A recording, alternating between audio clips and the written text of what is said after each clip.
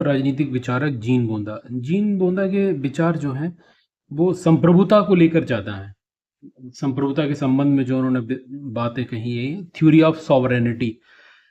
लेकिन हम लोग संप्रभुता को पढ़ेंगे, जीन बोंदा को, जब संप्रभुता को पढ़ेंगे तो जीन बोंदा जरूर आएगा। तो मेरा मानना है कि हम जीन बोंदा को अलग से पढ़ेंगे।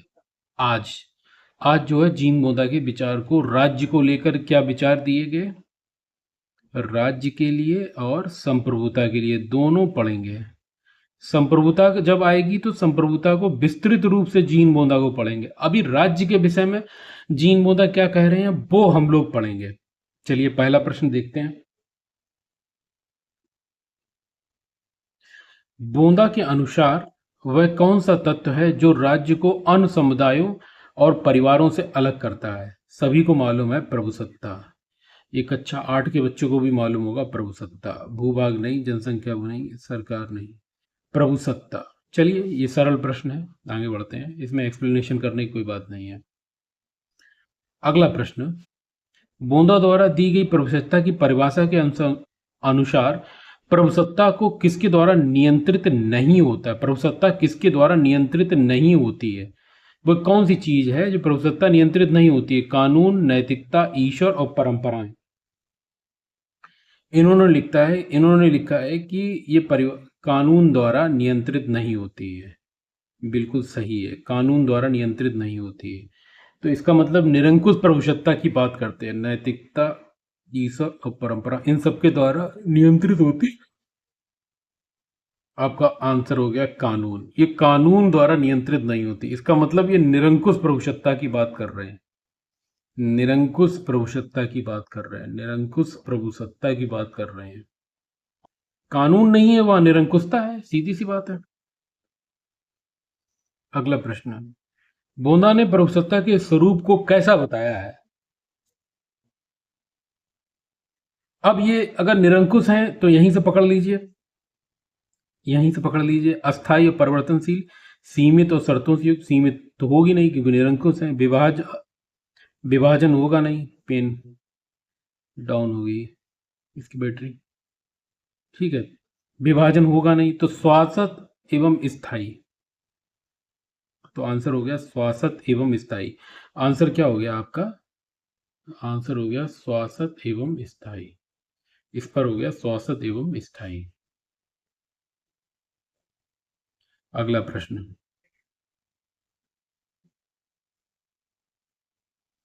बोंदा के अनुसार संप्रभु पर निम्नलिखित में से कौन सा प्रतिबंध लागू होता है? कौन सा प्रतिबंध लागू होता है? मानवीय कानून, विधेयतात्मक कानून। देखो मानवीय कानून है नहीं, विधि द्वारा स्थापित कानून है नहीं क्योंकि निरंकुशता की बात कर रहा है, न्यायालय का आदेश है नहीं क्योंकि वो विधि द्वारा स्थापित है। तो इन्होंने ईश्वरीय और प्राकृतिक कानून में बांधा है। तो आंसर हो गया सी, ईश्वरीय एवं प्राकृतिक कानून। पांचवा नंबर देखिए, पांचवा क्वेश्चन क्या कहता है। बोंदा ने राज्य की बाह्य संप्रभुता के अंतर्गत किसका निषेध किया है? जो बाह्य संप्रभुता है उसमें किसका निषेध किया है? आप लोग देखिए, सामंतों की शक्ति का, पोप और पवित्र रोमन सम्राट की सत्ता का, नागरिकों के अधिकार का, व्यापारिक निगमों का। बाह्य संप्रभुता के अंतर्गत किसका निषेध है? पोप और पवित्र रोमन सम्राट की सत्ता का। बाह्य संप्रभुता इसके ऊपर कोई वो लगा नहीं सकती है, निषेध है। तो पवित्र और रोमन, ऑप्शन नंबर बी, पवित्र और पोप और पवित्र रोमन सम्राट की सत्ता। इस प्रकार बोंदा क्या है? बोंदा निरंकुश है, बोंदा ईश्वरीय है और एक तरीके से वो चर्च के समर्थन में खड़ा हुआ है।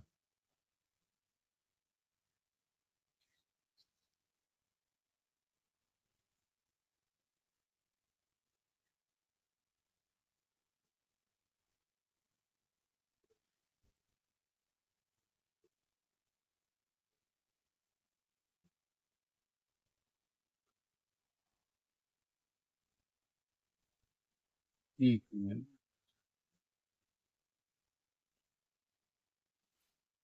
अगला प्रश्न, बोंदा के अनुसार संपत्ति के अधिकार के संबंध में क्या सत्य है?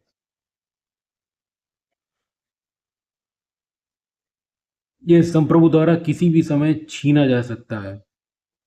ये प्राकृतिक एवं अलंघनीय है। इसका कोई कानूनी महत्व नहीं, ये केवल राजा का अधिकार है। तो इसमें आपका हो जाएगा, ये भी गलत है, ये भी गलत है, ये भी गलत है। ये प्राकृतिक एवं अलंघनीय है। संपत्ति के अधिकार के संबंध में क्या है? ये प्राकृतिक है, अलंघनीय है। इसका उल्लंघन नहीं किया है। संपत्ति को प्राकृतिक बताया। किसने बताया? बोंदा ने। याद कर लीजिए, संपत्ति को प्राकृतिक बताने वाला कौन है? बोंदा। कभी भी कोई भी प्रश्न कहीं से भी पूछा जा सकता है, इसको ध्यान रखिए। ये मत समझिए कि बोंदा को इस तरीके से नहीं पढ़ना, केवल प्रभुसत्ता पढ़नी है बस काम हो गया। नहीं, पूरा पढ़ना है। एग्जाम उन्हीं लोगों का सक्सेस होता है, उन्हीं लोगों का निकलता है जो लोग बहुत गहन तैयारी करके जाते हैं। और ये तैयारी शुरू से करवानी चाहिए। हमारे जो एडुकेटर हैं, हमारे शिक्षक हैं, शॉर्ट फॉर्म में तैयारी करने वालों का भला कुछ नहीं होता है। अगला प्रश्न है, प्रभुसत्ता का वह कौन सा गुण है जिसके कारण राज्य में दो प्रभु शक्तियां नहीं रह सकती? दो प्रभु शक्तियां नहीं सकती। निरंकुशता, स्थायित्व, सर्वव्यापकता, अविभाज्य। ये क्या है? अविभाज्य। अविभाज्य। इसकी पेंसिल डाउन हो गई है, स्टाइलस। बोंदा के अनुसार संप्रभु को टैक्स लगाने के लिए किसकी सम्मति लेनी चाहिए? टैक्स लगाने के लिए किसकी सहमति लेनी चाहिए? ये लेनी चाहिए पोप की लेनी चाहिए? नहीं। सेनाध्यक्ष की लेनी चाहिए? नहीं। किसकी? प्रतिनिधि सभाओं की। प्रतिनिधि सभाओं की बात कर रहे हैं, प्रतिनिधि सभाओं की लेनी चाहिए। यदि संप्रभुता का प्रयोग किसी एक व्यक्ति द्वारा न होकर जनसाधारण के हाथों में हो तो शासन का स्वरूप क्या होगा? तो शासन का स्वरूप क्या होगा? राजतंत्र नहीं होगा, कुलीन तंत्र नहीं होगा। जब सभी करेंगे तो क्या होगा? प्रजातांत्रिक होगा। 10वां प्रश्न, बोंदा के प्रभुसत्ता सिद्धांत की सबसे बड़ी आलोचना किस आधार पर की जाती है? सबसे इंपॉर्टेंट प्रश्न है। अत्यधिक सादगी नहीं, धार्मिक कट्टरता नहीं, अव्यवहारिक कानून, आंतरिक अंतर्विरोध। आंतरिक अंतर्विरोध। चलिए, आंतरिक अंतर्विरोध, बी सही है। 11वां प्रश्न, बोंदा के अनुसार यदि कोई राजा किसी परामर्शदाता समिति की सलाह मानने के लिए पूर्णतया बाध्य हो जाता है तो शासन के स्वरूप में क्या परिवर्तन आएगा? तो शासन के स्वरूप में क्या परिवर्तन आएगा? तो राजतंत्र से प्रजातंत्र हो जाएगा, राजतंत्र से कुलीन तंत्र हो जाएगा, राजतंत्र से अराजकता में परिवर्तन हो जाएगा। कोई परिवर्तन नहीं आएगा। परामर्शदाता समिति की बात कर रहा है तो मतलब कुछ लोग सीमित होंगे। तो राजतंत्र से कुलीन तंत्र में ऑप्शन हो जाएगा बी। जब कोई समिति की बात की जाए, कुछ व्यक्तियों की बात की जाए, तो वहां क्या आएगा? कुलीन तंत्र आएगा।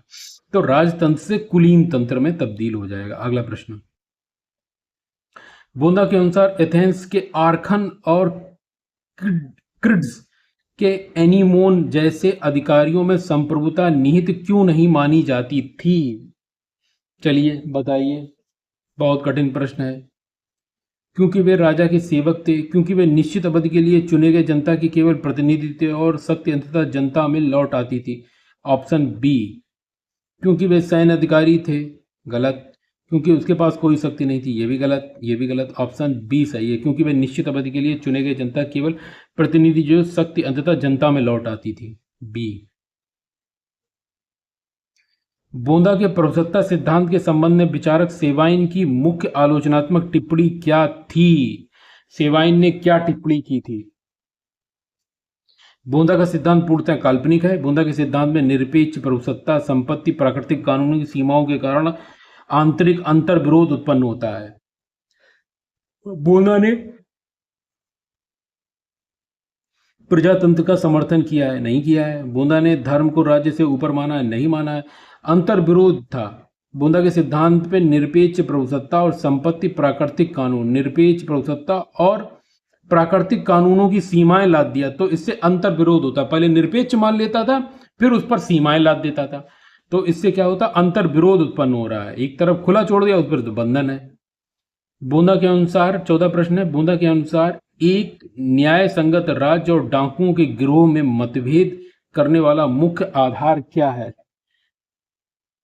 प्रभुसत्ता का प्रयोग प्राकृतिक कानून, नैतिकता एवं न्याय के अनुसार होना, शास्त्रों की संख्या, सदस्यों की संख्या, धन संपत्ति का वितरण। प्रभुसत्ता का प्रयोग प्राकृतिक कानून और नैतिक व न्याय के अनुसार होना। पेंसिल डाउन हो चुकी है, स्टाइलस यहाँ से आपका चलता है, ये डाउन हो गई है, इसको चार्ज नहीं कर पाया, तो आपका ये हो गया। प्रभुसत्ता का प्रयोग प्राकृतिक कानून और नैतिक व न्याय के अनुसार होना चाहिए। अगला प्रश्न, बूंदा के अनुसार देश के मौलिक कानूनों के संबंध में संप्रभु की स्थिति के बारे में क्या, जो देश के मौलिक कानून हैं उस पर संप्रभु, जो संप्रभु शक्ति संपन्न राजा है या कानून है, उसकी स्थिति के बारे में क्या सत्य है? 15वां प्रश्न है, क्या सत्य है? संप्रभु इन कानूनों को आसानी से बदल सकता है? गलत। इन कानूनों का संप्रभु को कोई प्रभाव नहीं पड़ता है? गलत। ये कानून केवल नागरिकों के लिए होते हैं? बिल्कुल गलत। संप्रभु इन संवैधानिक कानूनों का उल्लंघन नहीं कर सकता क्योंकि उसकी स्वयं की सत्ता इन्हीं पर आधारित होती है। Option B. आपके यहां तक प्रश्न हैं, केवल प्रभुसत्ता के प्रश्न हैं, बाकी आपका इससे कोई लेना देना नहीं, प्रभुसत्ता के ही प्रश्न हमने निकाले हैं। ये आपका यहाँ केवल बूंदा।